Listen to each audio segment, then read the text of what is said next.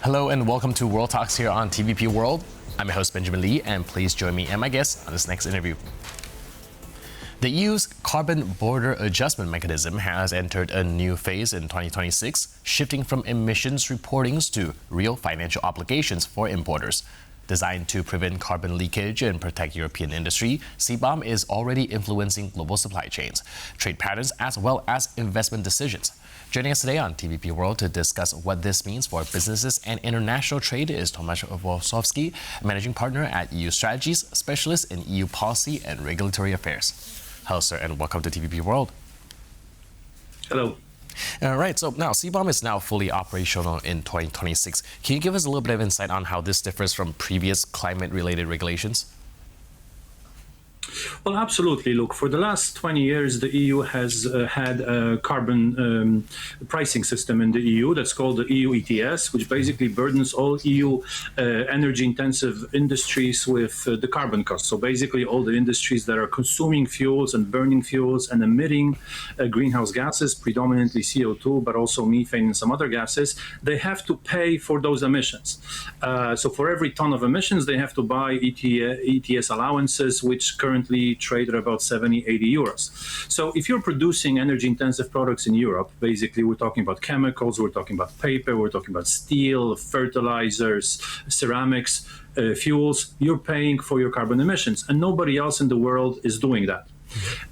European producers compete on global markets with other producers, but they also compete on the European market with imports of the same products which don't pay for the carbon cost.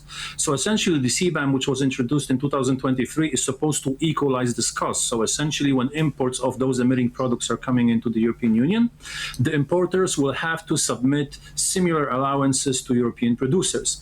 For the first 2 years, so basically in 23, 24 until 25, the importers just had to register, they had to monitor their emissions, the emissions embedded in the products they were importing, but they didn't actually have to pay.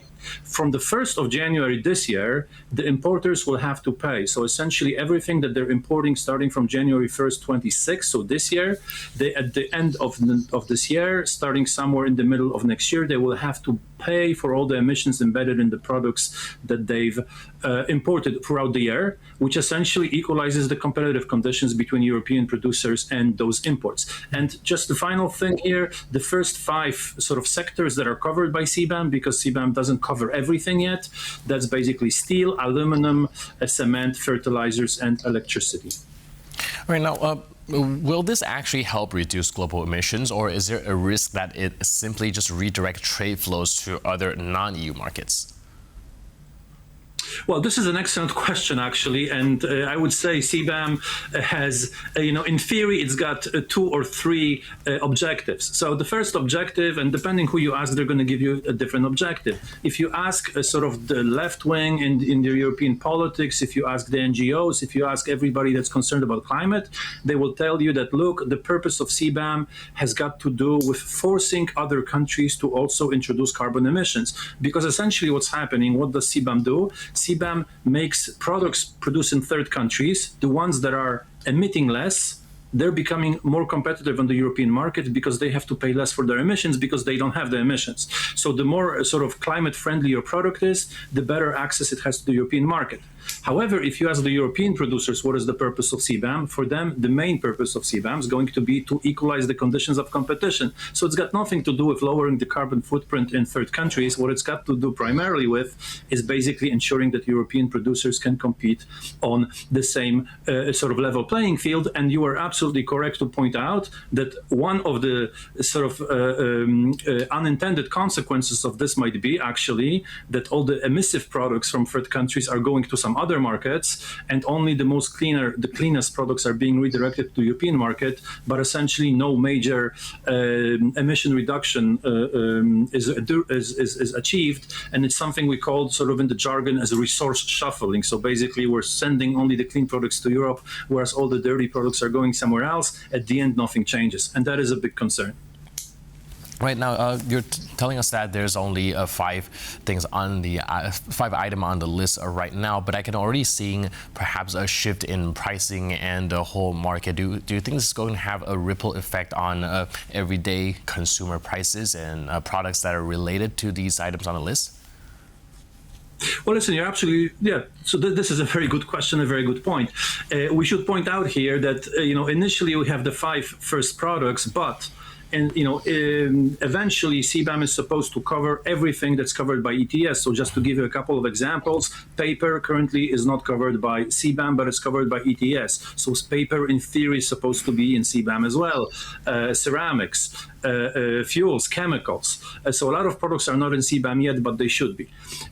Now, what you're asking is about the impact of CBAM on downstream products, and this is actually covered by the legislative process that's happening right now, because 2 things are happening. One thing is CBAM just entered into sort of full operation starting on the 1st of January, but the second big thing that's happening is that there's also a proposal from the Commission to expand CBAM into the downstream products made predominantly from steel and iron, to address exactly the point you raised, which is, well, if we're making imports of steel more expensive in Europe, then everything produced from steel in Europe is becoming more expensive and is also subject to import competition. So, for example, steel forks, steel chairs, parts of cars, parts of engines, dishwashers, refrigerators, they all have aluminum or steel in them, and they're becoming more expensive. So the Commission is now proposing to expand the CBAM mechanism also to these mechanisms to protect the industry. However, what is the downside of that? You're absolutely correct here.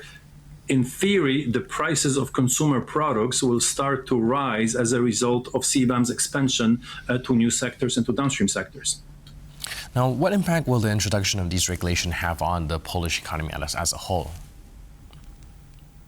Well, look, we have a number of producers in the key sectors. So first of all, we have a large fertilizer production. We also have steel production in Poland. We also have cement. So Polish sort of energy-intensive industry is right in the middle of CBAM. So of course, most of the companies are basically just trying to decide whether CBAM is beneficial for them in providing protection from imports. But at the same time, and this is extremely complicated, so I don't want to bore you or your listeners, at the same time, they're losing free allowances under the ETS system. So it's a very difficult sort of calculus of whether CBAM sort of helps to protect them from imports, or whether it's maybe in some ways detrimental as well because it increases their ETS cost. Mm-hmm. But essentially, the Polish industry is definitely in the center of these debates. Right. Thank you so much for helping us simplify that. Now, going on this topic, like you mentioned, there's a lot of complicated calculus within this whole mechanism. But if you can help us briefly understand, like, which countries are perhaps best positioned to benefit from CBAM, and what are some countries that might take unfortunately, the brunt of it? Well, look, clearly, if you go down into which countries are most impacted by CBAM, and I'm just going to, for a second, stay away from whether it's positive or negative. Well, those are the biggest exporters to the European market. So, if you go for steel, for example, obviously China and India and Turkey are some of the big exporters. For fertilizers, it's North Africa, so Egypt, Algeria, it's Russia, it's also the United States. Anybody that's got cheap gas is a major competitor. So these are the countries that are targeted predominantly by these measures. And as to who's likely to benefit the most, those are the countries that are actually introducing their own carbon pricing systems in their countries. Because first of all, if they have a carbon pricing system, I'm thinking, for example, Korea has a little bit of that. Some of the other countries are thinking of introducing carbon pricing in their countries. If you're paying for your emissions in your own country where you're producing your goods, you're not going to be paying in the EU. So this is another reason why the EU is eager to implement CBAM, because it's trying essentially to force other countries to introduce pricing carbon systems in their countries, because essentially a producer from, let's say, China has a choice to make. Are we going to pay for our emissions in China, where the money stays in China and can be recirculated into the economy? Or are we going to pay for our emissions in Europe, where the money stays in Europe and it's being put into the European economy? So the mechanism is basically forcing other countries to introduce carbon pricing systems in their own legislation. Right. Sorry. Is there perhaps option number 3, where the margin becomes so uncompetitive that we eventually see the reduction of imports from these countries that do not want to comply with the carbon emission fees? Well, yes, absolutely. But keep in mind that the products we're importing, in theory, we need them. So if a country decides, look, the CBAM system is discriminatory to us, it's trying to hurt us, it's trying to block us from the European market, or they're trying to get our emission data, which is another argument that some of the countries are using, and they say, therefore, we'll stop exporting to Europe. Of course, well, those imports are not coming into Europe, but because Europe has the demand for these products, well, somebody else is going to step in, right? I mean, if there is a demand in Europe for the product and an exporter decides not to supply that demand, other exporters will come from different countries or maybe from European producers, which is really what the European industry would like, because one of the elements of the CBAM system is actually trying to put European industry back on its proper footing. So, looking ahead, what does success look like for CBAM in, like, let's say, 2030, 2034, when the mechanism is fully phased in? Well, what CBAM, the success of CBAM would basically be European producers are competitive again on the European market and on the export market. That's now. 2, we managed to avoid circumvention, which is one of the big concerns that the European industry and the Commission and member states have, because this whole system is based on our ability to properly identify where the imports are coming from and what their emissions are and how much, which production methods are being used and which countries they're coming from. So there's a lot of data verification built into the CBAM sort of operative system. So what would success look like here? It would look like us being able to identify properly all the places of production, plants of production, and properly analyze the emissions data.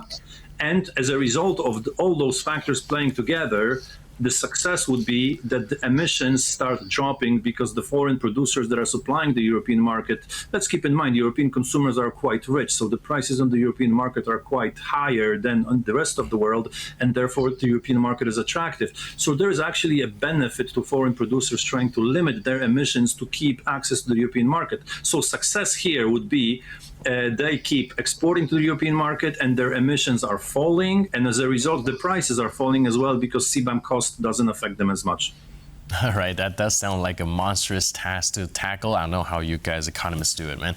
Really appreciate your input and insight. And thank you for being with us on TVP World. Thank you for having me. Cheers. And thank you for tuning into this edition of World Talks. But for more news, update, and commentary, please stay tuned to TVP World.